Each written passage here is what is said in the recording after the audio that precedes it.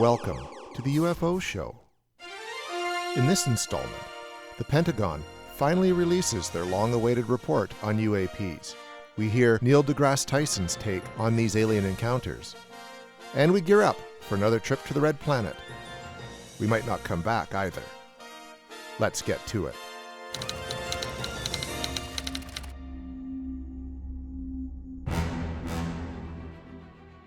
One. That's the magic number. Out of the 144 sightings reported of unexplained aerial phenomena, only one instance was explained away as a large, deflating balloon. The others are still a mystery. And of the 144 reports, 80 of them were observed with multiple sensors.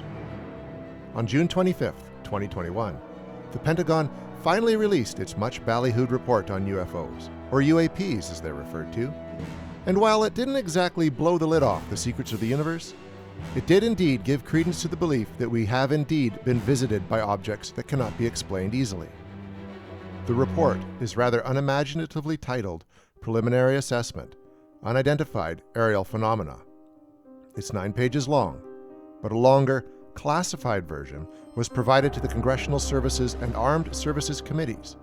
And while no bombshell revelations were to be found, it's clear that the government still has no rational explanations for the majority of these flying objects. Here are some of the highlights from the report. We'll note when we're using the exact language located within it. The sightings covered in the report all took place between 2004 and 2021. As mentioned, 144 events in all were analyzed. The report concludes that, quote, most of the UAP reported probably do represent physical objects, given that a majority of the UAP were registered across multiple sensors, to include radar, infrared, electro-optical, weapon seekers, and visual observation. In other words, these weren't just smudges on a window or radar, or balloons blowing in the wind. Well, except for that one. In a limited number of incidents, UAP reportedly appeared to exhibit unusual flight characteristics, and there are probably multiple types of UAP requiring different explanations based on the range of appearances and behaviors described in the available reporting.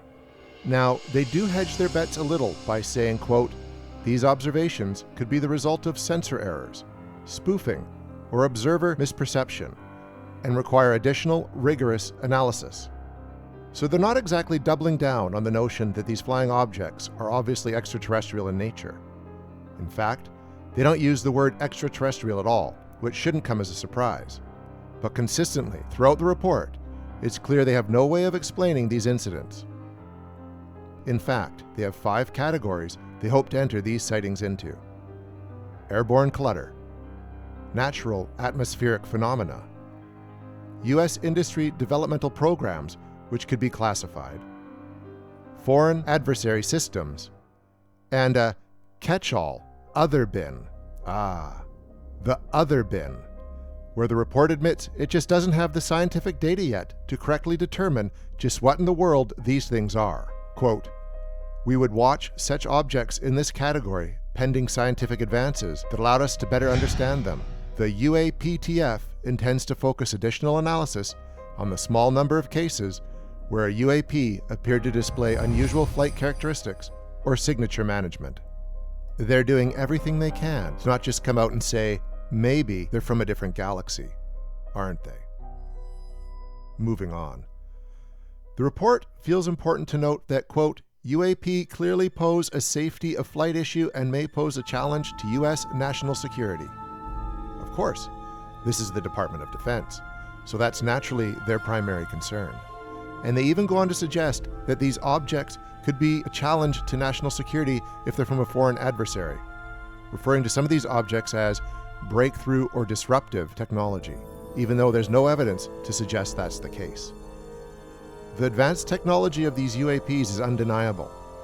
The report admits that, quote, in 18 incidents described in 21 reports, observers reported unusual UAP movement patterns or flight characteristics. Some UAP appeared to remain stationary in winds aloft, move against the wind, maneuver abruptly, or move at considerable speed without discernible means of propulsion.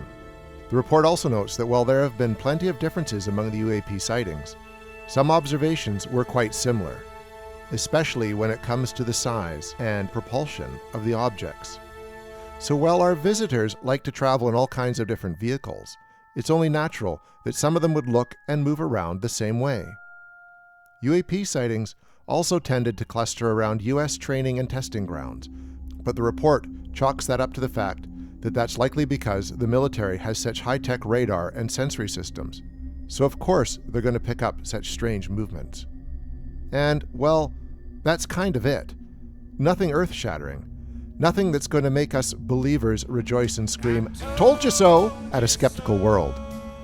But still plenty to chew over. These are still very much unidentified flying objects, and clearly the government is taking them seriously, as they should. If nothing else, the report proves to be just the first step in really taking a good, hard look at these mysterious, technologically advanced vehicles. And the idea that they might be from elsewhere isn't so unfathomable. And while the Pentagon isn't willing to come right out and say it, we should prepare for more data coming out that advances the idea these objects aren't from our world. But there is one notable skeptic among us, even if he does make his bread and butter discussing the cosmos at large. That's astrophysicist Neil DeGrasse Tyson, noted author and director of New York's Hayden Planetarium. Tyson's view is practical, understandably, but it still might surprise you true believers out there. He's curious why it's always Navy pilots seeing the UFOs, and not regular folks just using their high-tech smartphones. Logically, he argues someone out there with a high-resolution phone would have captured a legitimate incident by now. And he wonders why it's always just some fuzzy footage from a plane that still doesn't offer much concrete evidence. Fair enough, that's not unreasonable. But to point Mr. Tyson in the direction of the unclassified report, the reason the Navy is always picking up on these things is because their radars and sensors are so advanced. They have access to data the regular human doesn't. Plus, the pilots are in F-16s and the like. It seems more likely that they'll be encountering these UAPs than a dude in a private jet. Welcome to Earth. Still, Tyson is content to let these things be classified as mysterious and unexplained, and doesn't seem to be counting out the possibility they're aliens. He's just not convinced that they are. We think Mr. Tyson will be singing a different tune sooner rather than later. How about you?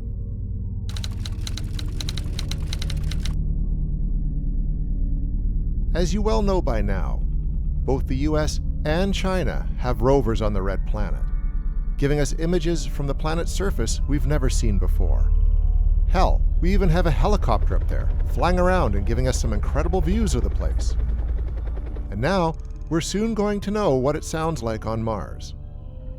The Chinese rover Churong beamed back audio of its descent onto the Red Planet, and while it's not exactly the most enthralling sounds you'll ever hear, it's hard to deny this is extremely cool. I mean, can you imagine the technology that makes it so we can now hear what's going on up there? And who knows what we might hear going forward? The sounds are of the rover rotating on the rack, but we can expect much more soon. Scientist Jia Yang says the purpose of the recording device is to hear what the winds sound like on Mars, and given the fact that Mars has notoriously strong gusts, they should have no problem with that. Back in March, USA's Perseverance rover also released some audio of its, well, roving about the surface of the planet, which might be compelling only to hardcore science geeks out there, but still notable. It seems as though the Chinese have much more interest in Mars than just its sights and sounds. It's looking to populate the place too. A Chinese rocket manufacturer has released an official roadmap for the first manned mission to Mars, and the first Android mission to Mars. Yes, you heard that right. I can carry out directives that my human counterparts might find distressing. The first step in the plan is evidently to send robots into outer space, land them on Mars, where they will collect samples and scout out a Mars base site.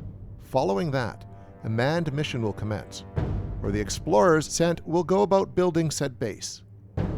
Finally, the third stage will see a shuttle of a large-scale Earth-to-Mars cargo fleet, at which point everyone up there will go about actually developing a populace on Mars. pretty incredible if it's all carried out. We are going to have to wait a while for this to happen, however.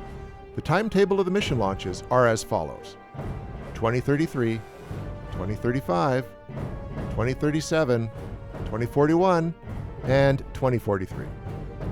So if all goes according to plan, you can figure maybe 20 to 25 years we'll have people hanging out on the red planet.